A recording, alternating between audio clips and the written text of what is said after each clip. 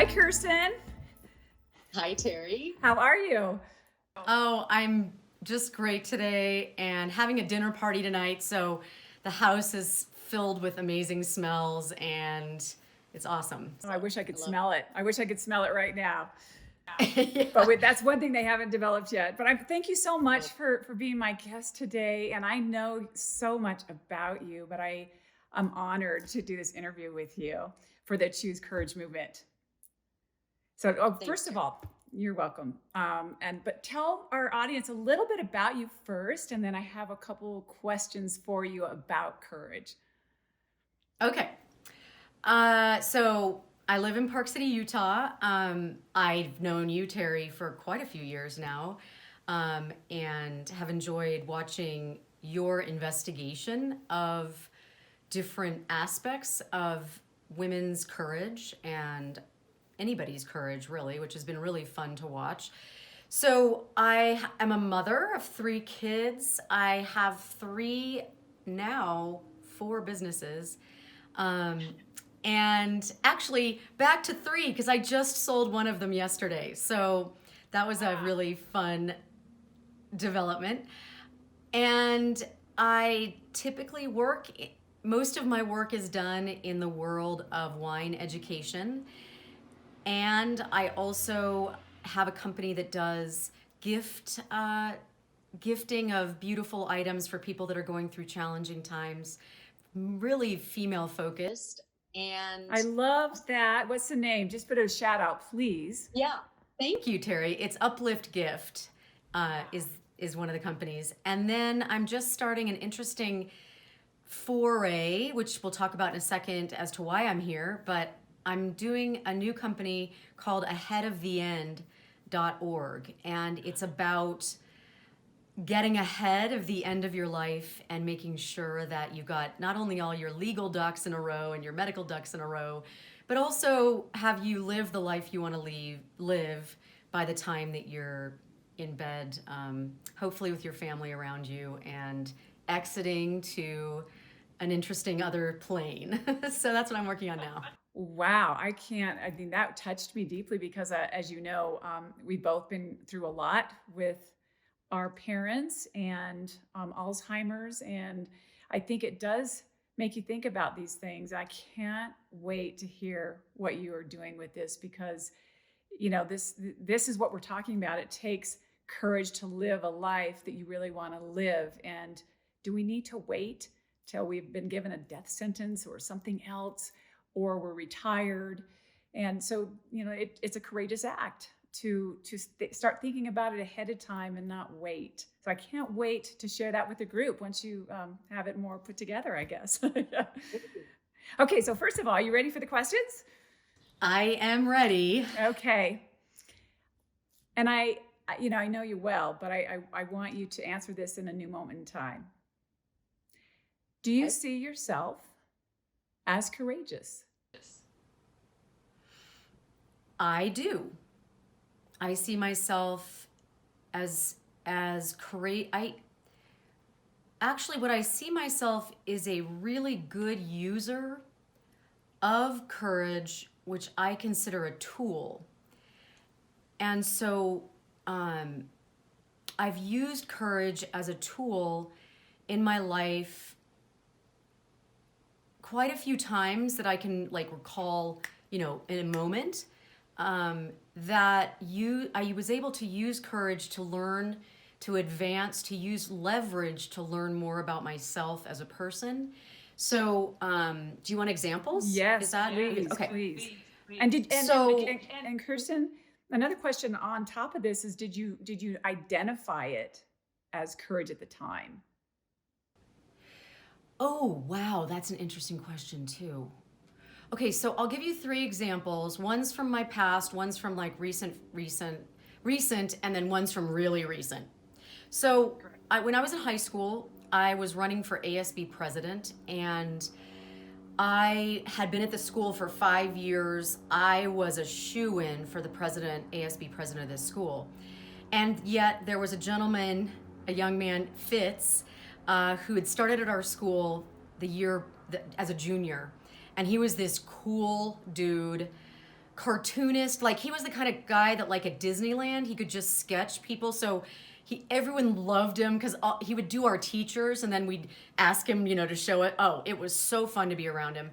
But he decided to run for president on a whim and also on the platform of more milk and cookies for our break time. We called it milk break in the middle of the morning. And so, he won with, I almost voted for him, really. And I had to turn around.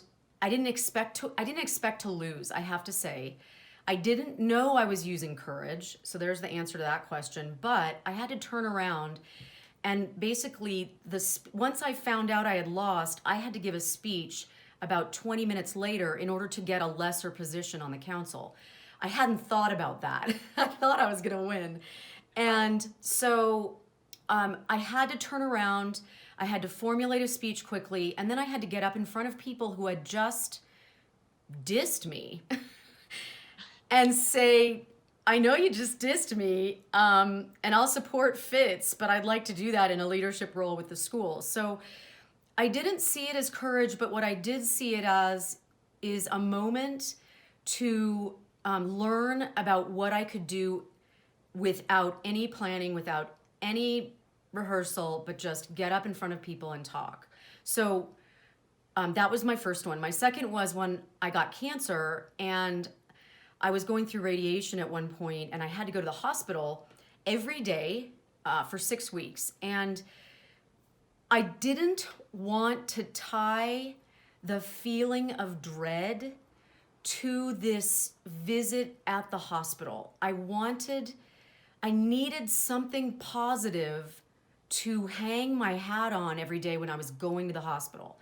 So what I did is I had always wanted to write a book. And so what I did is I tacked either an hour before or an hour after my radiation appointment up in the library at Huntsman's Cancer Center. And I was able to every day advance a goal that I'd always had, which it's tied the hospital visit to something more positive than and just not this dreaded appointment. And I didn't know that was courage at the time, but looking back, that was a way of overcoming the fear and angst associated with the cancer treatment. And it was courageous. And then the last one, I'll end with this on that question. I just lost in this COVID thing, I lost all 3 of my existing businesses in like a span of like 4 days. And one's been open since 2008.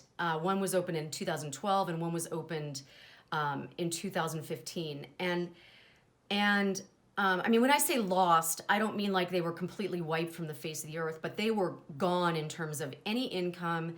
One of the websites was completely crashed, so I had to pay people to reinvent this. And I cried for 6 weeks. I sobbed. I was a mess. And one of my mess mornings, I was having a sob in front of my son who was stuck living here with me under quarantine, under, isolation. And he said, Mom, have you thought about reading, You're a Badass at Making Money. And it's by a woman named Jen Sincero. And I love this book, and I hadn't thought about it. And I immediately looked at him and I just said, that is exactly what I need, because I had given the book to him and he knew what I needed. So I read that book, and one of the things she talked about was hiring a coach. And I'd never hired a coach in my life. And It took courage to spend money at a point when I have just lost everything to hire a coach. And he's a combination business life coach. So that was very courageous to take that, but I wanted to use that tool to leverage myself. And then the other thing was, I've been terrified of mountain biking. Terrified. I have a beautiful mountain bike. Terrified. Yes, okay. And I was like, I'm going to get on my mountain bike, and I found some ladies to ride with, and I'm like, I'm not gonna lead. I might be there 15 minutes after you guys, but I'm going to follow and I'm going to learn how to do this. So I was scaring myself and kind of using a different version of courage in two different ways. So that's how I see myself as courageous. Kirsten, there's so many incredible examples. You are a great inspiration for so many people listening right now, especially the one when you said everything just kind of fell away for during COVID, which so many people are going through. And, that's what I wanted to understand about courage and people is how can you go through something and make yourself not fall apart and keep going when you could easily take that road so easily. And in all three of those examples, you could have chosen that. And even, with the chemo and all that you chose to make it a positive experience instead of being absolutely petrified by fear. So now that you're looking back at these stories, what can you share with us about choosing, now that you can identify it as courage, choosing courage over fear or doubt? Because we all have a choice in the moment. And look at you. You're standing, you're creating, you're still creating, you're moving forward. It's such an interesting, I will tell you that the only time I really feel like I can define it as courage is retrospectively. I can't define it as courage in the moment. And so I can't actually say that what I do is I have a moment of fear or a moment of self-doubt or 6 weeks of it sobbing. Yes. I didn't say to myself, now, you know what, Kirsten, by God, let's pick yourself up by your bootstraps and let's choose courage. And what does that mean? But what I do is I choose, and I guess you would call it courage. It's not that I'm using courage as a replacement for fear and self-doubt. It's like I'm using courage to look at the fear and self-doubt and to really almost go into the fear, go into the self-doubt, figure out, and so I guess in that case it's not a replacement of, I'm using courage as a tool to study fear and self-doubt and how I can then use courage as a leverage to pull myself out of that moment or to find a learning mechanism that will help me ramp the next, let me put it this way, every time I've struggled with fear and self-doubt and uncertainty, every single time that I have taken courage to face it, every time I have grown my own life, my own ability to affect other people, my own joy and my own feeling worth in this world. Wow. So beautifully put. So beautifully put. And I know it's hard to put into words what happens during these times. And I think what you're telling us is that courage is not the absence of fear. It's facing it, but somehow keep going and learning. And each time that you learn something from this fear or this doubt or this situation, it allows you to be a little bit braver the next time, a little bit more confident that, I made it through these other things. I found a way out somehow. So maybe I can do it again. Is that? That's absolutely right.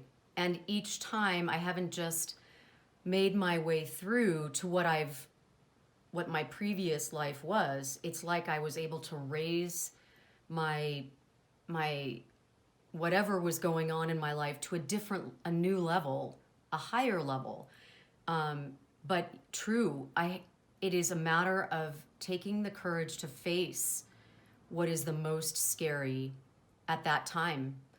and really stepping into it. It's a little like the phoenix going into the fire. Yes, yes, and I think that's the key. You're right, and I, that's what I want for sharing these stories and being vulnerable enough to share this story with us is allowing other people to maybe see how they've already been courageous in their life and how maybe they can step into fear and be okay with that and know that they can possibly get on the other side of it. So thank you. Thank you. Well, you're welcome. And the fact that you're investigating this and offering up this discussion as you go on your quest to figure all this out is, I think that raises all of us up, because the more we can converse about these kinds of topics, the more we have tools to fall back on when we're inevitably faced with fear, uncertainty, and self-doubt. Yes, it's part of life. Yes, and that is exactly why. Thank you for that. And that's really why I'm doing this, is that I believe you can't get out of this life without having to muster up some courage and face fears and doubts, that this is what we're here for, partially, or it's part of life, and that we're all together. We're in this together. And when you're going through this, you feel so alone. You feel like I'm the only one that's experiencing this. And that's what I want this community to do, is to know that we're here to help each other and lift each other up. So thank you for sharing your amazing, amazing stories of courage. I adore you and I honor you so much. So much. Thanks, Terry.